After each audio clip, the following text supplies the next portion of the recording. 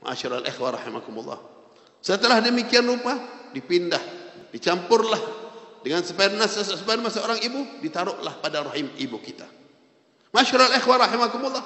Kita tumbuh di dalam rahim ibu dari mulai tetesan air mani itu menjadi gumpalan darah.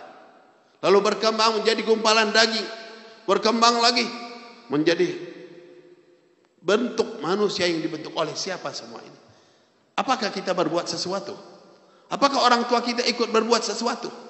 Apakah ada yang berbuat membantu untuk pewujudan ini semuanya? Sehingga ia akan kelak menjadi janin yang sempurna. Lalu pada masanya ia akan keluar di muka bumi ini. Inilah kita semua.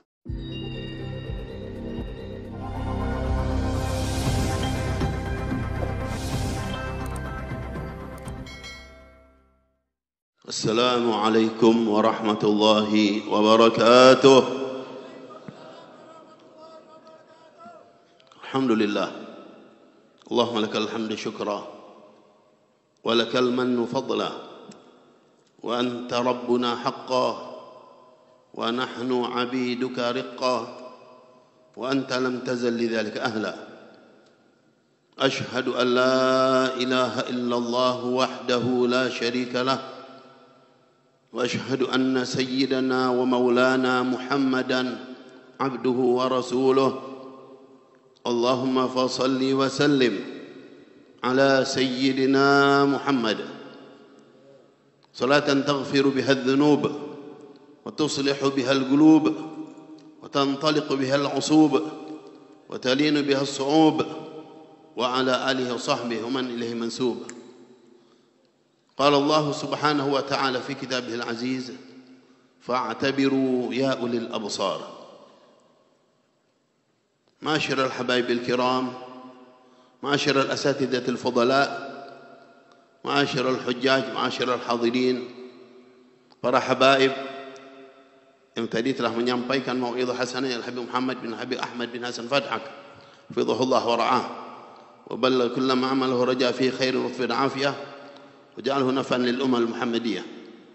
وأخينا الحبيب عمر عبد العزيز بن عبد الرحمن شهاب الدين حفظه الله ورعاه وبلغ كل ما عمله ورجاه في خير وعافية.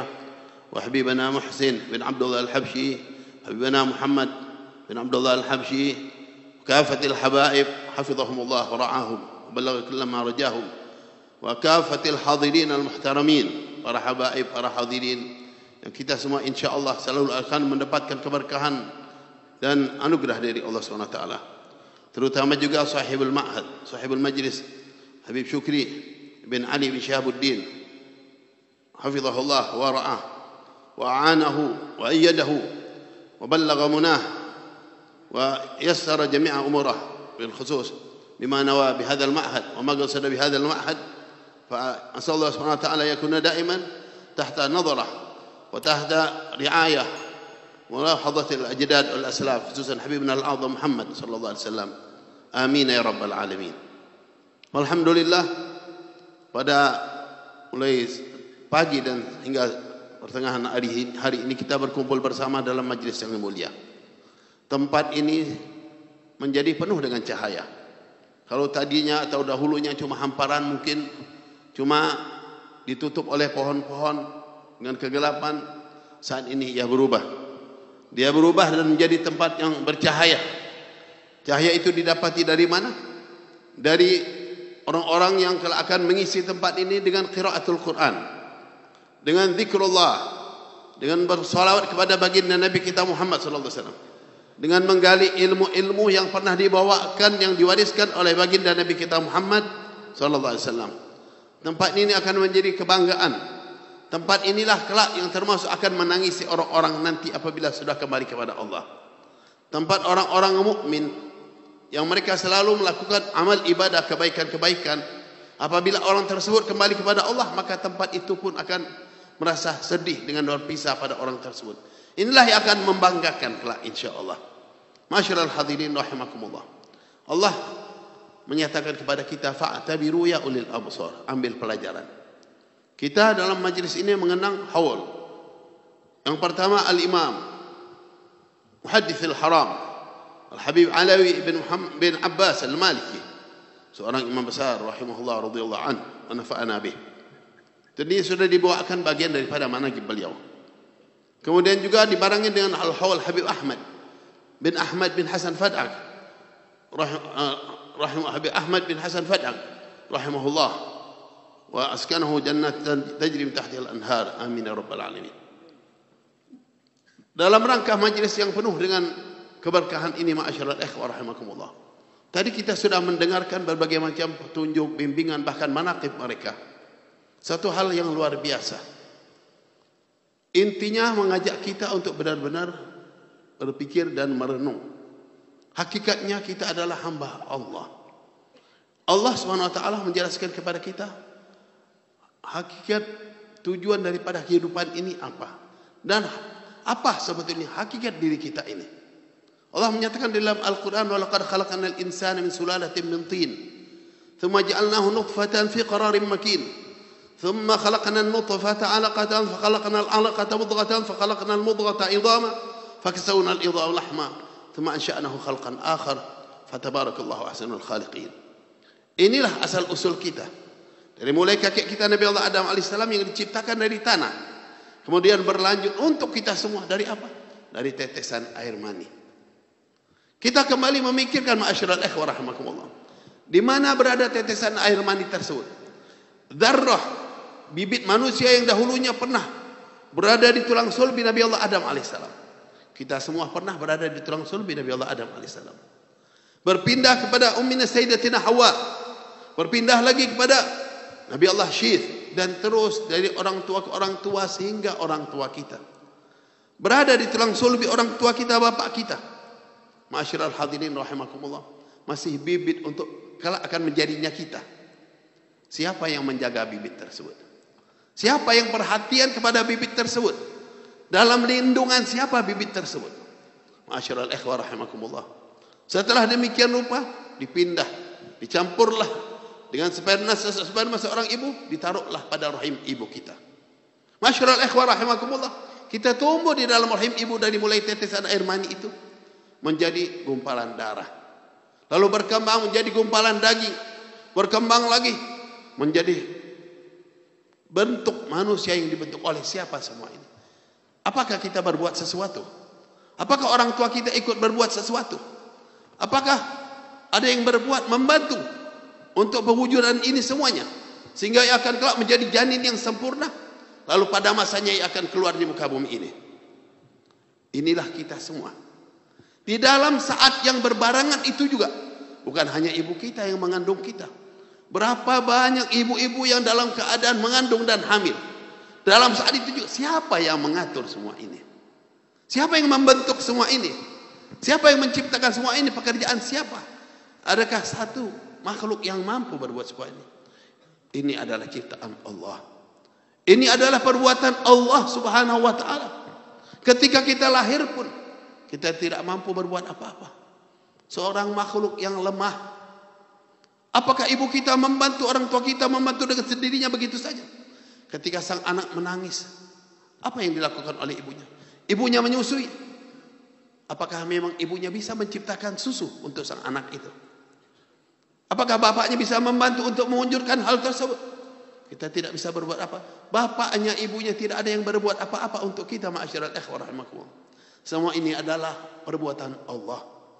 Bahkan ibunya pun selalu siap siaga ketika sang anak menangis untuk menyusui anaknya, memperhatikan anaknya, peduli kepada anaknya. Dari mana dorongan untuk sang ibu memperdulikan anaknya tersebut? Memiliki rasa cinta sejelek apapun anaknya. Mungkin ada seorang ibu dapat anak lahir hitam anaknya, kira-kira langsung dibanting apa tidak? Tetap dipeduli, diperhatikan, dirawat. Dari mana tumbuhnya kecintaan ini? Dari Allah subhanahu wa ta'ala. Ini bukan hanya pada manusia, demikian juga pada makhluk-makhluk yang lain. Kita lihat hewan, baik hewan ternak sampai ke hewan buas sekalipun, semua ini dalam aturan Allah subhanahu wa ta'ala. Semua kita dalam aturan Allah, tidak ada yang lepas dari aturan Allah. Ma'asyiral ikhwah rahimakumullah. Ketika mulai tumbuh, ketika kita mulai memiliki pikiran, ketika kita merasa sudah mulai mampu, terkadang disitulah saatnya banyak manusia yang lupa. Kita lupa kepada Allah. Kita lupa bahwasanya hakikat pemilik kita, pengatur kita itu adalah Allah. Terkadang kita lah merasa mampu berbuat, mampu bertindak, apalagi di saat marah, seakan-akan kita lah orang yang paling kuat. Ma'asyiral ikhwah rahimakumullah. Karena itu tidak ada lain. Kita dituntut hanya untuk kembali kepada Allah. Kita adalah hamba Allah yang lemah. Kita akan kuat apabila kita kembalinya kepada Allah. Inti dari ciptaan kita untuk apa? Untuk dunia, untuk semua ini tidak. Wa ma khalaqtul jinna wal insa. Kita dituntut hanya untuk mengabdi dan ibadat kepada Allah Subhanahu wa taala. Menyembah Allah, mengagungkan Allah. Dengan demikian ini berarti kita tahu dari tujuan kita. Inilah letak keberuntungan kita. Ketika kita lupa hanya dunia yang kita pikirkan, dengan kemampuan pikiran kita sehingga untuk tidur pun masih mikirkan usahanya, bukan mikirkan ibadatnya, bukan mikirkan mungkin besok dia akan kembali kepada Allah, lalu bekal dan persiapan apa yang ia bawa. Ma'asyiral ikhwah rahimakumullah. Bukan demikian kehidupan yang sebenarnya yang harus kita wujudkan. Kita harus mempersiapkan diri kita untuk menuju kepada Allah. Itulah yang digambarkan dengan para salihin. Orang yang kita beringati halnya Al-Habib Alawi bin Abbas Al-Maliki, bagaimana kehidupan beliau? Tidak ada saat-saat yang kosong daripada amaliyah-amaliyah yang ditujukan hanya untuk Allah. Al-Habib Ahmad bin Hasan Fadak begitu juga. Beliau demikian hebatnya, berbuat apa saja. Untuk apa perbuatan yang kita lakukan? Untuk apa perilaku yang kita kerjakan semua ini? Kalau tidak untuk menuju kepada ridhonya Allah. Itulah yang Allah gambarkan pada para sahabat Nabi kita Muhammad sallallahu alaihi wasallam. Anak-anak didik baginda Nabi kita Muhammad sallallahu alaihi wasallam, Allah gambarkan tentang mereka bagaimana, apa yang mereka lakukan, untuk apa kehidupan ini yang mereka perjuangkan. Lil fuqara'il muhajirin alladzina ukhriju min diyarihim wa amwalihim yabtaguna fadlan min Allah wa ridwana wa yansuruna Allah wa rasulahu ulaika humus shadiqun. Allah nyatakan fuqara. Mereka bukan semuanya fuqara kalau menurut pandangan kita. Kenapa? Padahal sahabat bukanlah orang yang tidak punya waktu itu. Banyak di antara mereka ketika hijrah, mereka punya toko, mereka punya usaha di kota Mekah. Tapi semua kita adalah fuqara kepada Allah. Sebanyak apapun harta benda tidak ada artinya. Tadi sudah digambarkan. Ada orang yang bisa bangga kelak di akhirat karena paling kaya di muka bumi ini. Tidak ada artinya sama sekali. Semuanya fuqara.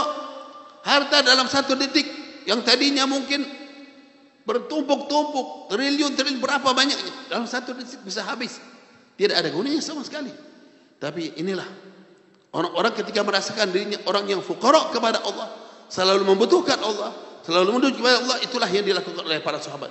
Ukhriju min diyarihim amwalihim, diusir, dikeluarkan, harta mereka tinggalkan, rela untuk apa? Kalau seandainya mereka ingin balik lagi ke kota Mekah, cuma ikut dengan keyakinan orang-orang musyrikin ketika itu, dengan mudah mereka akan hidup lagi bahagia dengan harta bendanya. Masyaallah ikhwah rahimakumullah. Tapi mereka rela meninggalkan semua itu, kekayaan yang ada, rumah tangga yang mereka tinggali waktu itu, ditinggal semua untuk la ilaha illallah Muhammad Rasulullah. Ini ma'asyiral ikhwah rahimakumullah, suatu hal yang luar biasa. Tapi untuk diwujudkan benar-benar di jiwa kita bukanlah sesuatu hal yang mudah, melainkan orang-orang yang benar-benar yang dipilih oleh Allah. Ini memang tuntutan yang harus kita wujudkan pada setiap individu kita dan diri kita. Ma'asyiral ikhwah rahimakumullah. Mereka itu para sahabat keluar untuk apa? Mereka punya tujuan, ya bataguna fadlan minallahi wa ridwana. Menuntut anugerah Allah, menuntut ridhanya Allah. Itulah yang sering ditekankan oleh guru kami Abu Said Muhammad bin Ali Al-Maliki Al-Hasan rahimahullah nafa'ana bih. Ketika orang datang bertanya kepada beliau dalam satu urusan apapun yang mereka dihadapkan, lalu beliau kembalikan pertanyaan itu kepada orang tersebut. Kira-kira Allah dan Rasulnya rela apa tidak dengan perbuatan itu? Kalau Allah dan Rasul rela, kau lakukan. Setiap perbuatan yang diajak orang itu untuk selalu menilai, relakah Allah dan Rasul sallallahu alaihi wasallam? Kita berbuat banyak sekali perbuatan kita, tapi terpikirkah oleh kita kira-kira perbuatan ini Allah rela atau tidak? Allah peduli atau tidak? Nabi Muhammad kira-kira senang atau tidak? Ma'asyiral ikhwah rahimakumullah. Ini yang dilakukan oleh orang salihin pendahulu kita, mulai dari masa para sahabat. Ukhriju min diyarihim wa amwalihim yabtaghuna fadlan min Allah ridwana. Allah nyatakan ulaika humus shadiqun, tapi mereka benar, sungguh-sungguh dengan niat dan tujuan mereka ini. Mereka adalah pedoman dan tauladan untuk kita semua. Lalu dikembalikan kepada orang-orang Al-Ansar, demikian pula keadaan mereka. Walladzina tabawwa'ud dara wal imana min qablihim yuhibbuna man hajara ilaihim wa la yajiduna fi sudurihim hajatan mimma utu wa yu'thiruna ala anfusihim walau kana bihim khasasah wa man yuqa shuhha nafsihi fa ulaika humul muflihun. Allah nyatakan orang-orang Ansar juga begitu hebatnya. Mereka cinta kepada para muhajirin yang datang dari kota Mekah, orang-orang yang datang dengan tujuan Allah, dengan tujuan mencari ridha Allah, mereka sambut. Mereka pun berbuat karena Allah, karena Rasulnya, baginda Nabi kita Muhammad sallallahu alaihi wasallam. Ditampung para tamu ini, dipersiapkan rumah-rumah mereka. Ini rumah saya, silahkan tinggal di sini, bila perlu rumah ini dibagi dua.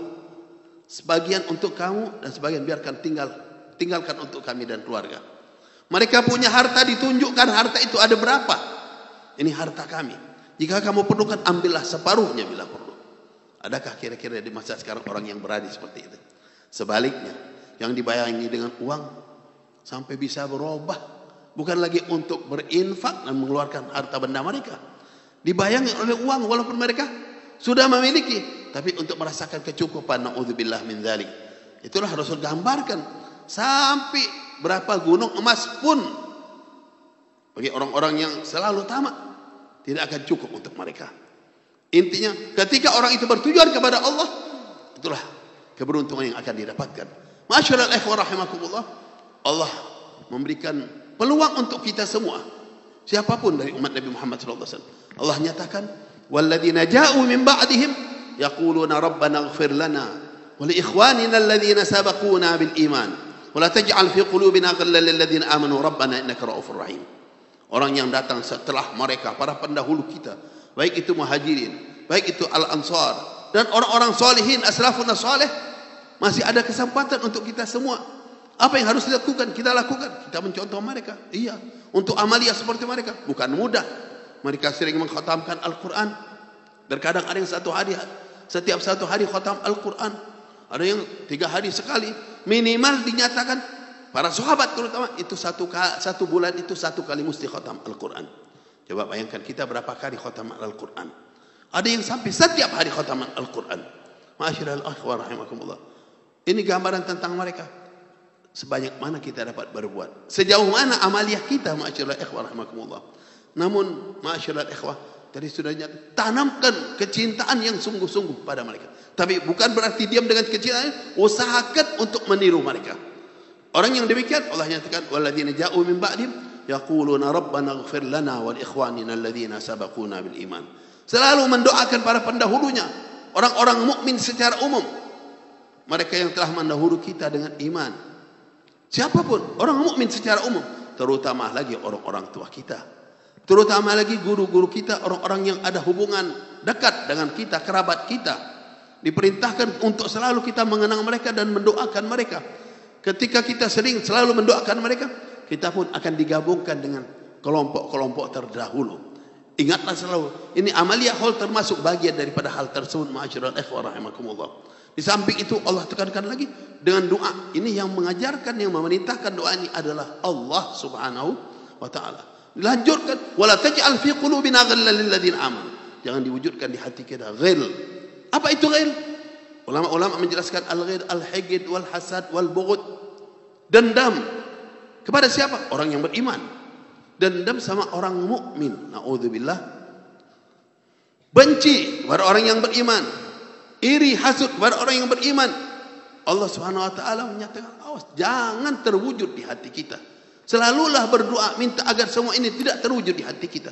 Kalau dinyatakan kepada seseorang yang beriman, jangan terwujud rasa dendam, benci, iri semuanya. Bagaimana dengan saudara kita? Bagaimana dengan kerabat kita? Bagaimana dengan keluarga kita, ma'asyiral ikhwan rahimakumullah? Gara-gara urusan dunia waris terkadang rumah tangga pecah. Naudzubillah. Cuma harta waris berapa banyak dia akan dapatkan? Berapa ratus miliar, berapa ratus triliun? Cuma berapa nanti pecah urusan rumah tangga? Ini naudzubillah, mau kemana manusia-manusia seperti ini?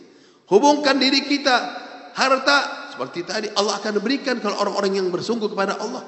Tidur pun harus akan datang, ma'asyiral ikhwah rahimakumullah. Alhamdulillah saat ini kita berada di satu tempat yang mulia. Tempat ini kita sama-sama sudah tahu dibentuk untuk pendidikan, ma'had, pondok pesantren. Sebagai penutup saya akan cerita bagaimana istimewanya orang-orang yang bergerak untuk mencari ilmu pengetahuan. Bukan hanya di situ, yang andil pun mereka dapat bagian yang istimewa. Seperti yang diceritakan oleh Syekh Burhan, seorang ulama besar dari Syria. Ini beliau cerita tentang fakta yang ada di negeri Syria sana, di Damaskus, ibu kota Damaskus.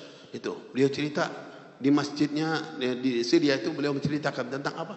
Syekh Al-Burhani ya menyatakan bahwasanya seseorang dahulu namanya Syekh Abdurrahman Al-Haffar. Haffar itu tukang gali. Kerjanya apa? Menggali kubur. Memang kerja Syekh Abdurrahman Haffar ini menggali kubur.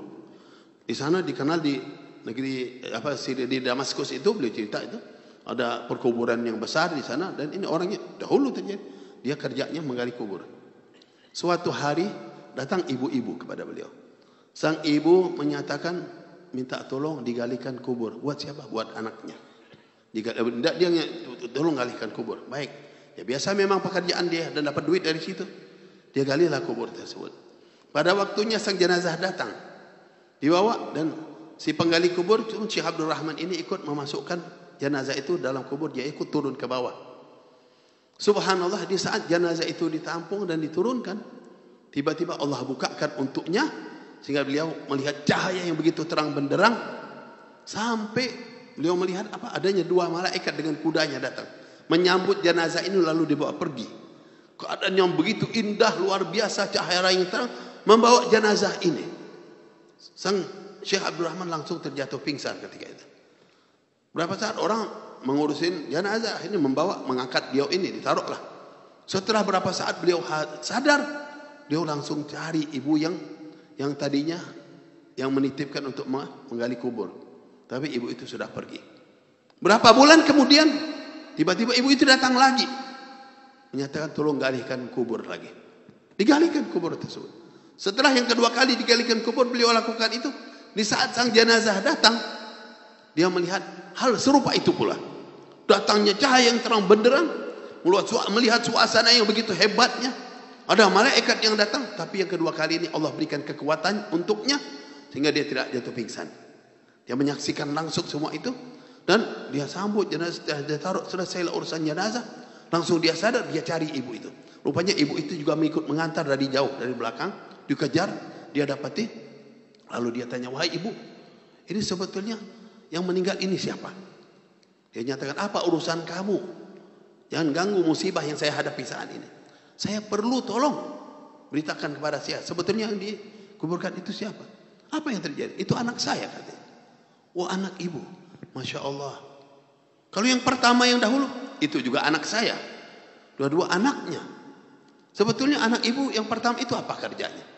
Dia nyatakan dia adalah pelajar ilmu. Orang yang belajar ilmu agama, menggali ilmu pengetahuan. Subhanallah, dengan posisinya sebagai orang yang belajar ilmu, Allah berikan keberuntungan yang luar biasa. Nampak bagi sang Syekh Abdul Rahman Haffar ini melihat langsung, ma'asyiral ikhwah rahimakumullah. Kemudian yang kedua apakah dia juga pelajar ilmu? Bukan.